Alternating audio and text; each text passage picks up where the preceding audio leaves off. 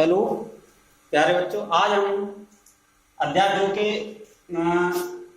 अध्याय 2 है बहुपद। उसके लिए एक अगला आर्टिकल है, उसकी चर्चा करेंगे और उसके बाद उसके कुछ सवाल हल करेंगे। तो मैं आर्टिकल बताता हूं आप लोगों को। बहुपदों के लिए विभाजन एल्गोरिथम। इसमें सीधा मतलब यह है कि हमें यह सिखाया गया है कि एक बहुपद को हम दूसरे बहुपद से कैसे भाग देंगे, उसके लिए क्या सकते हैं। समझ में आया? तो भाग देने की प्रक्रिया है, जैसे हम बीजगणित में 6, 7, 8 में देते थे, वही प्रक्रिया इसमें है। तो देखिए,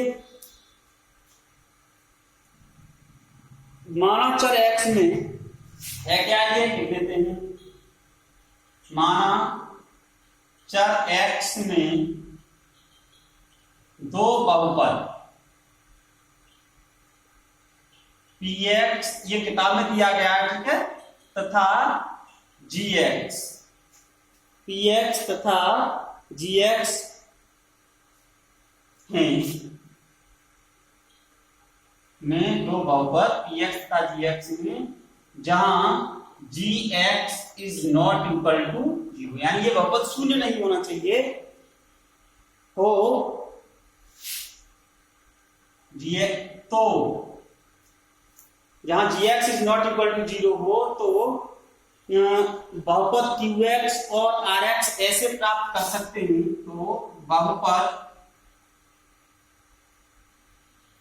qx तथा rx ऐसे प्राप्त कर सकते हैं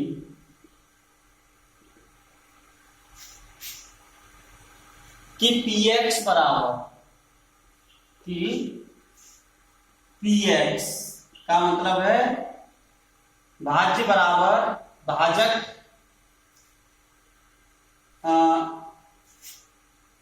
gx गुणा qx, gx गुणा qx प्लस rx, ये शेषफल है। ये पहला चैप्टर हमने पढ़ा था, उसमें ये प्रमेय थी, यूक्लिड विभाजन प्रमेय का वही एक रूप है इसका बहुपदों के लिए। ठीक है, क्या है? भाज्य बराबर भाजक गुणा भागफल प्लस शेषफल। ये भाज्य है, ये भाजक है, भागफल है और ये शेषफल है। तो जहां अब कुछ कंडीशंस हैं, कब डिवाइड होगा? जहां rx इज इक्वल टू 0, यानी शेषफल या तो शून्य होगा अथवा क्या होना चाहिए, अथवा rx की घात, rx की जो घात है वो किससे छोटी होनी चाहिए?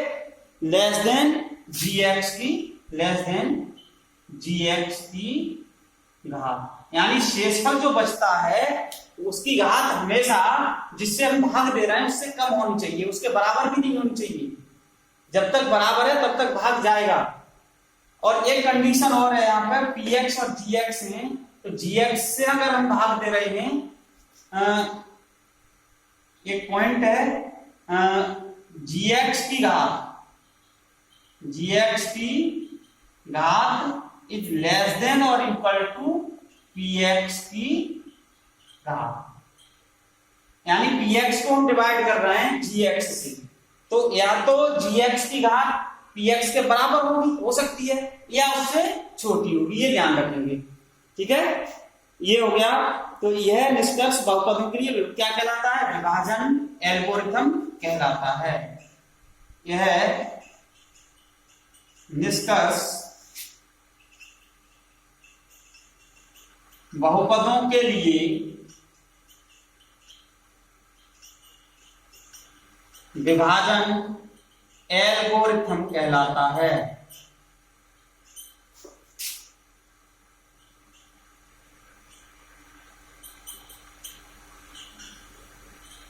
ठीक है, इसको याद रखेंगे आराम के, इसका ज्यादा काम नहीं है। मैं आगे सवाल बताता हूं तुम लोगों को कैसे करने हैं। छोटी सी स्टेप्स हैं हमारे कुछ, कैसे भाग देंगे, कैसे क्या करेंगे। विभाजन एल्गोरिथम, तो ये विभाजन एल्गोरिथम थी, इसको समझ लेंगे। कोई दो बहुपद है, सीधी सी बात है, एक बहुपद को दूसरे बहुपद से भाग देना है। भाग देने की जो शर्तें हैं वो ये होनी चाहिए, जिसमें भाग दे रहा है उसकी घात जिससे भाग दे रहा है उसकी घात से बड़ी होनी चाहिए। दूसरा, दो ही चीजें याद रखनी है। दूसरा, शेषफल या तो 0 आ जाए या शेषफल की जो घात है वो जिससे भाग दे रहा है यानी भाजक है उसकी घात से हमेशा कम होनी चाहिए। आगे एक्सरसाइज की बात करते हैं। एक्सरसाइज पर आते हैं, प्रश्नावली 2.3।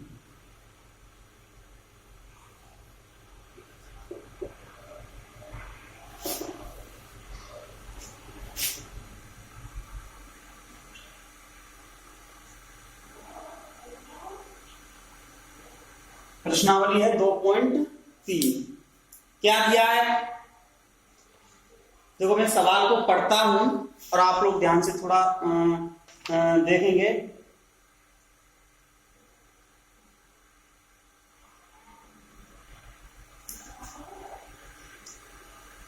क्या दिया गया है? विभाजन एल्गोरिथम का प्रयोग करके निम्न में px को gx से भाग देने पर भागफल तथा शेषफल ज्ञात कीजिए।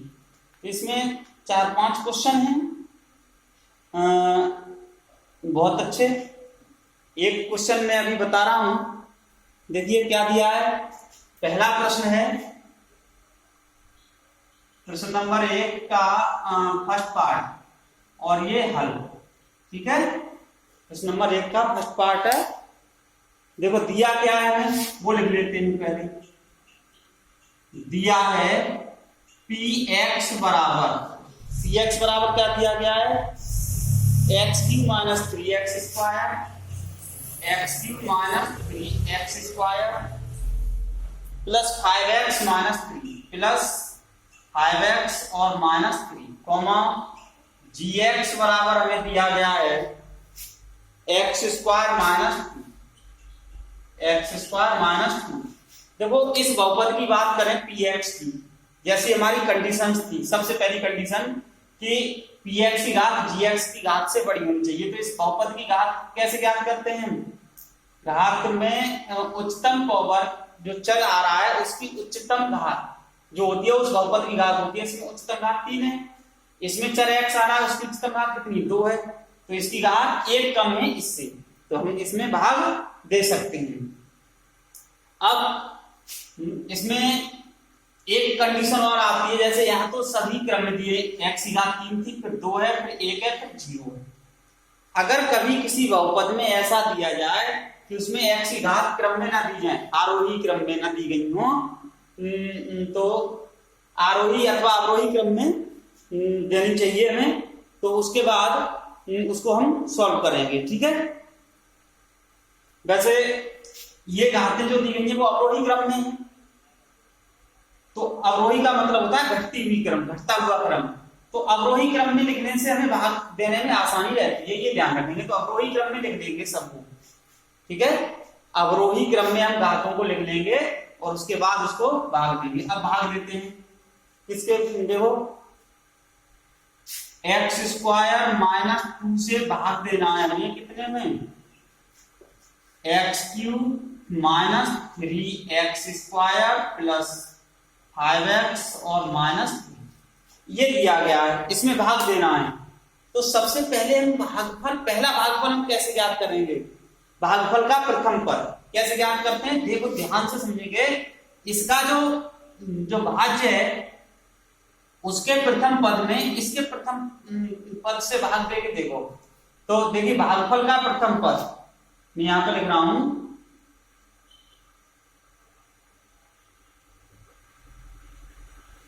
भागफल ऊपर लिखूंगा, भागफल का प्रथम पद कैसे निकालते हैं? देखो प्रथम पद मैंने बताया था, इसके पहले पद में इसके पहले पद से भाग दे दो, बराबर x³ अपॉन x²। तो कितना बार जाएगा? x बार। तो पहला पद जो भागफल आएगा वो कितना आएगा? x आएगा। और जो भागफल होता है उस भागफल का गुणा करते हैं इसमें भाजक में, तो x का x² में गुणा करेंगे कितना आएगा? x³ आएगा। फिर x का इसमें गुणा करेंगे 2 में, तो कितना आएगा? माइनस का 2x आएगा, ठीक है।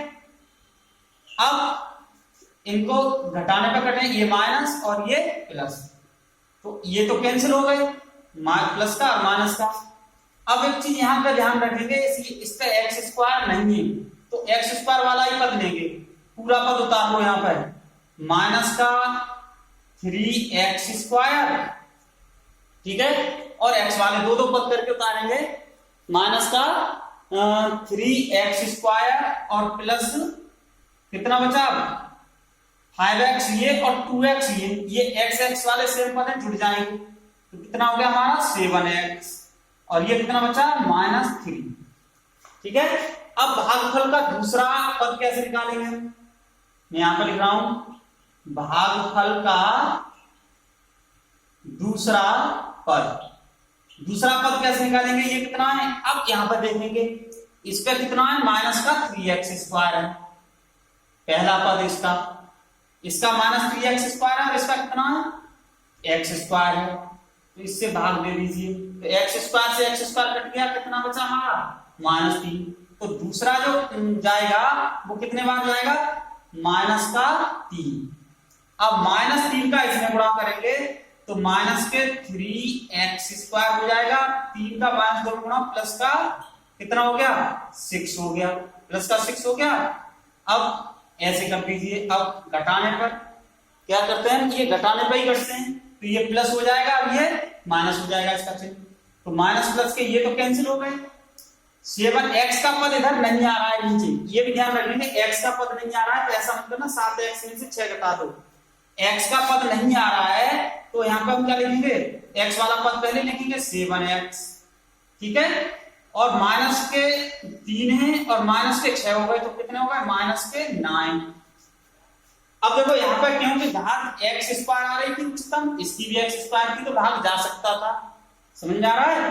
अब यहाँ पे जो भाजक है हमारा वो है x, उसकी उच्चतम भाग कितनी है 2 और शेषफल जो बचा है उसकी भाग कितनी है 1, तो इसका मतलब ये है कि अब इसमें इससे भाग नहीं जाएगा, तो ये क्या हो गया हमारा शेषफल हो गया, क्या हो गया शेषफल हो गया, तो इसको हम कैसे लिख देंगे, ये इतना हमारा शेषफल ही रहेगा, ये क्या आ गया शेषफल, ठीक है। तो इसमें क्या पूछ रहा था हमसे, भाग देने पर शेषफल ज्ञात कीजिए, भागफल और शेषफल, तो भागफल कितना आया यहां पर लिख सकते हो, भागफल आया हमारा x - 3 और शेषफल कितना आया, शेषफल आया 7x - 9, ठीक है।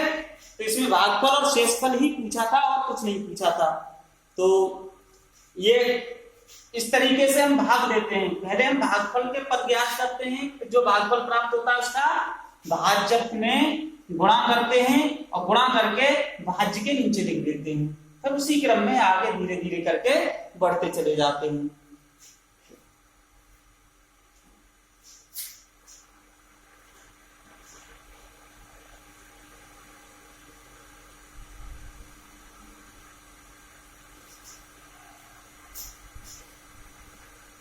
अब देखिए बात करते हैं इसके पहले ही प्रश्न के, एक खंड बता दिया मैंने, दूसरे खंड की बात करते हैं।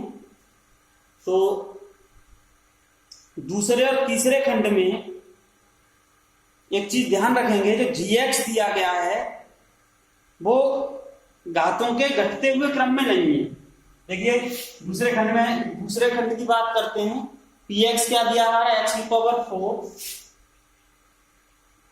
-3x square plus 4x plus 5 plus 4x plus 5 ये दिया गया है, ठीक है।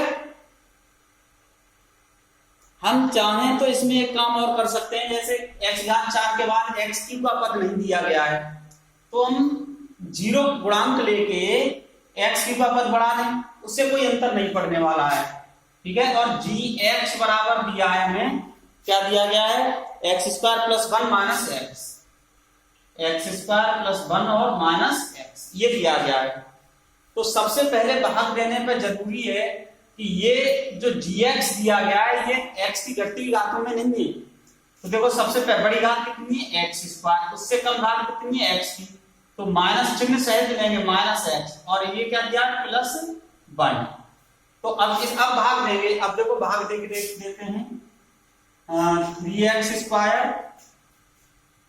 Sorry x square minus x plus 1 का भाग करना है हमें कितने में, एक्स की power 4 minus 3x square plus 4x plus 5। ठीक है, इसमें एक्स क्यू का पद नहीं आ रहा है तो कोई दिक्कत नहीं है, नहीं आ रहा है तो नहीं आ रहा है।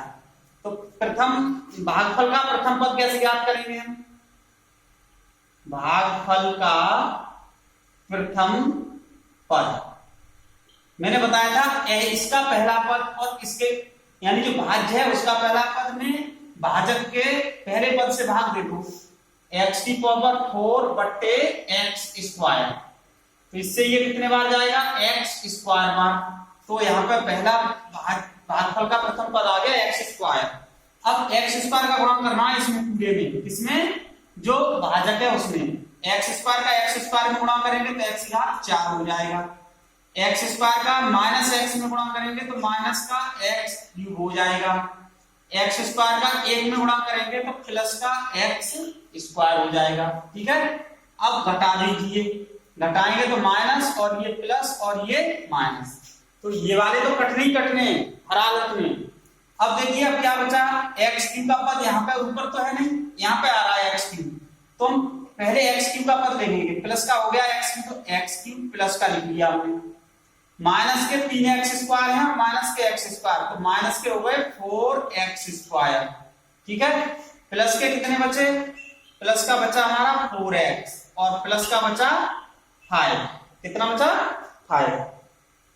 अब पुनः भागफल का दूसरा पद कैसे ज्ञात करेंगे हम, भागफल का दूसरा पद, सबकी प्रोसेस एक ही है। दूसरा पद क्या होगा, ये जो दिया है ना, अब यहाँ पे जहां आ गए हम, इसका पहला पद, इस बहुपद का पहला पद कितना है, एक्स क्यूब, और इसका पहला पद कितना है, एक्स स्क्वायर है, एक्स स्क्वायर से भाग देंगे तो कितने बार जाएगा, एक्स बार। अब प्लस के एक्स बार गया है तो प्लस का ही एक्स लिखेंगे हम। ठीक है, माइनस के एक्स बार जाता तो माइनस का एक्स लिख लेंगे। अब ये जो एक्स बार गया इस एक्स का इसमें गुणा करेंगे, एक्स का एक्स स्क्वायर में गुणा करेंगे तो हो जाएगा एक्स क्यूब, और x का x में गुणा करेंगे तो हो जाएगा x स्क्वायर, और x का 1 में गुणा करेंगे तो प्लस का x। ये आ गया। अब इसमें भी चिन्ह बदलने हैं, ये माइनस हो गया, ये प्लस हो गया और ये माइनस हो गया, तो ये वाले तो कैंसिल हो गए। माइनस के 4x स्क्वायर में से प्लस का x स्क्वायर है तो माइनस के बचेंगे 3x स्क्वायर। ठीक है, प्लस के 4x में से 1x घटेगा, ये माइनस का है तो प्लस के बचेंगे 3x, और प्लस का कितना बचा हमारा 5।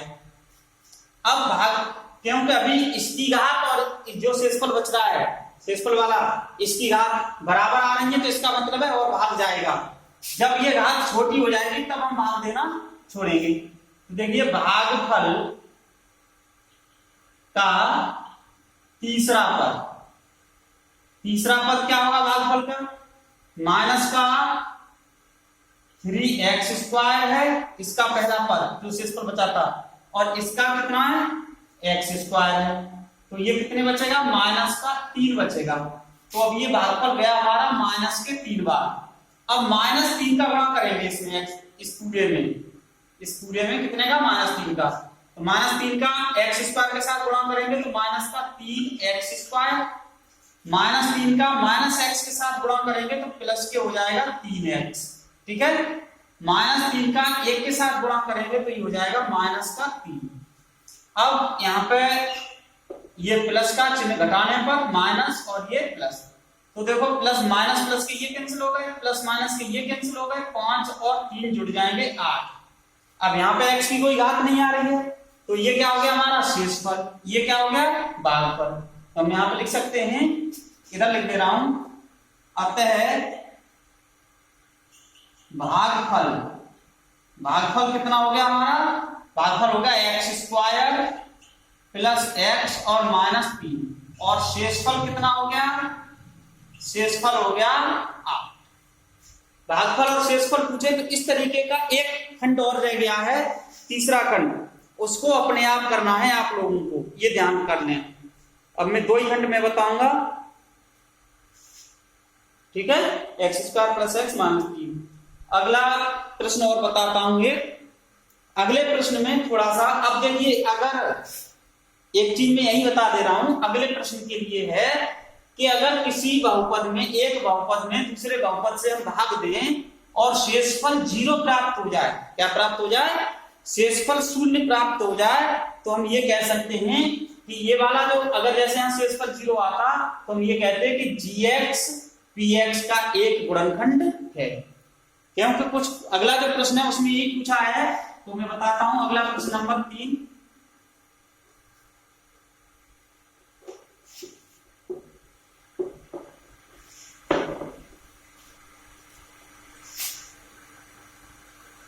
प्रश्न नंबर 2 का फर्स्ट पार्ट है।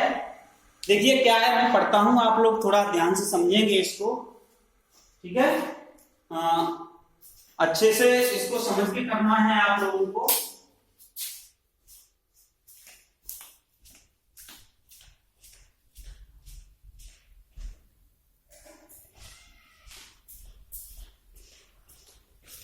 देखिए क्या दिया गया है,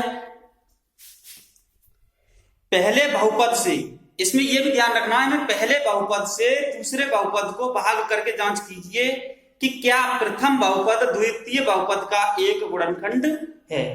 तो इसका पहला जो खंड दिया गया है, प्रथम बहुपद और द्वितीय बहुपद जो दिए गए हैं वो लिख लेते हैं हम पहले, ठीक है, उसके बाद बात करते हैं दूसरे के फर्स्ट में। प्रथम बहुपद, प्रथम बहुपद हमें क्या दिया गया है, प्रथम बहुपद है t² - 3, क्या दिया है, t² - 3। और द्वितीय बहुपद क्या दिया है, द्वितीय या दूसरा बहुपद, ठीक है, दूसरा बहुपद दिया गया है हमें 2t⁴ 2t⁴ plus 3t³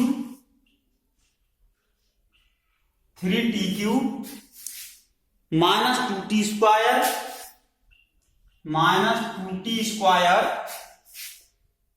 minus 90 minus 12, minus 90 और माइनस 12, ये दिया गया है हमें पहला बहुपद और दूसरे बहुपद। और प्रश्न में हमसे ये कह रहा है कि पहले बहुपद का भाग दूसरे बहुपद में देना है, ठीक है। और ये पूछ रहा है क्या भाग, बहुपद को भाग करके जांच कीजिए कि क्या ये वाला बहुपद इसका एक गुणनखंड है। इसके लिए केवल हमें कुछ नहीं करना है, सीधे सीधे भाग ही देना है। अगर ये बहुपद इसका एक गुणनखंड है तो शेषफल 0 आना चाहिए, शेषफल 0 आना चाहिए तो गुणनखंड होगा। शेषफल 0 नहीं आता है तो गुणनखंड नहीं होगा, क्योंकि पूरा पूरा डिवाइड करेगा तो ये इसका एक गुणनखंड होगा। चलिए भाग देते हैं, प्रथम बहुपद का द्वितीय बहुपद में ही भाग देना है, ये ध्यान रखेंगे। तो t² - 3 से भाग देना है हमें, t² - 3 से भाग देना है, ठीक है। 2t⁴ plus 3t³ minus 2t² minus 90 minus 12।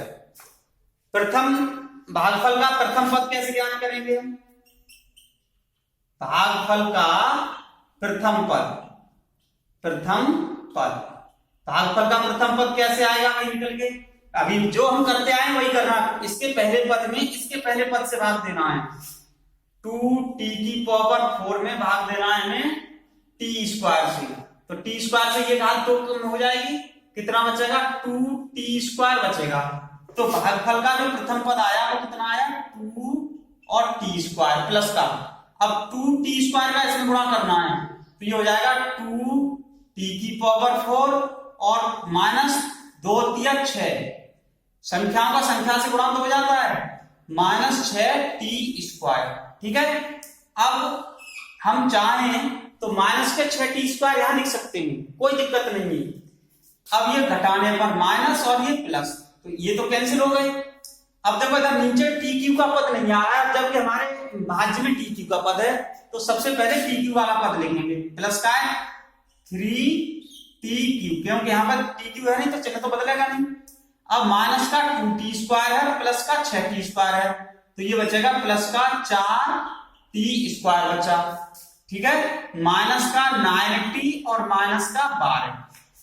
अब देखिए दूसरे भागफल का दूसरा पद, ये जो शेषफल बचा है इसकी घात अब 20 से ज्यादा है तो भाग जाएगा। तो यहां पे लिखेंगे भागफल का दूसरा पद कैसे निकलेगा, देखो 3t³ बट्टे t², इससे भाग देंगे तो ये 3t बार जाएगा, कितने बार, 3t बार। तो यहां पे लिख देंगे भागफल 3t प्लस का है। अब 3t का गुणा करना है इसमें, तो 3 तो 3 ही रहेगा, 3 का 3 से गुणा होगा,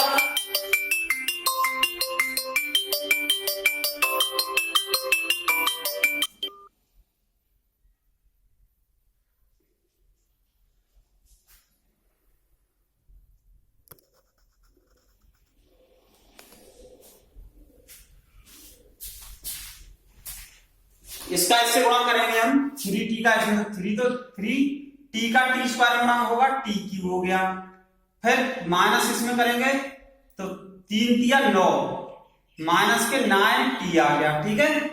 अब ये लाइन की थी माइनस और ये प्लस, तो ये तो कैंसिल हो गए, 4t² नीचे नहीं आ रहा है तो 4t² प्लस के हैं वो लिख लीजिए, ठीक है।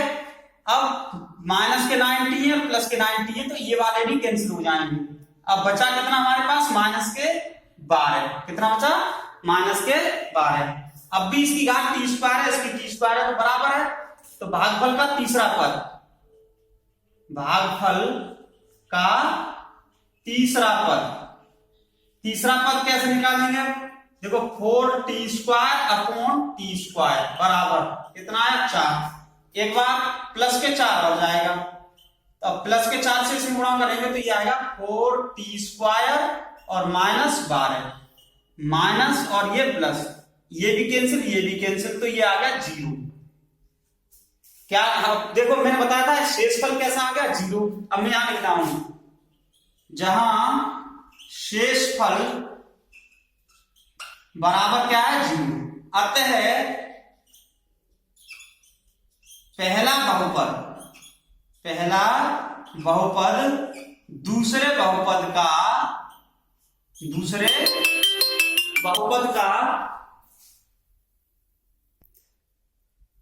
अतः पहला बहुपद दूसरे बहुपद का एक गुणनखंड है। तो इस तरीके से इसके 2 पार्ट और हैं इसी प्रश्न के, भाग दे के देखेंगे और भाग देने पर अगर शेषफल 0 प्राप्त हो जाता है, भाग देंगे या भाग देने पर शेषफल 0 प्राप्त होता है तो जो प्रथम बहुपद है दूसरे बहुपद का एक गुणनखंड होगा, ये निश्चित है, ठीक है। और शेषफल 0 प्राप्त नहीं होता है तो प्रथम बहुपद द्वितीय बहुपद का गुणनखंड नहीं होगा। तो इसके 2 खंड ये हो गए और पहले का 1 खंड, इतना काम ये तुम लोगों के लिए मैंने होमवर्क में छोड़ दिया है।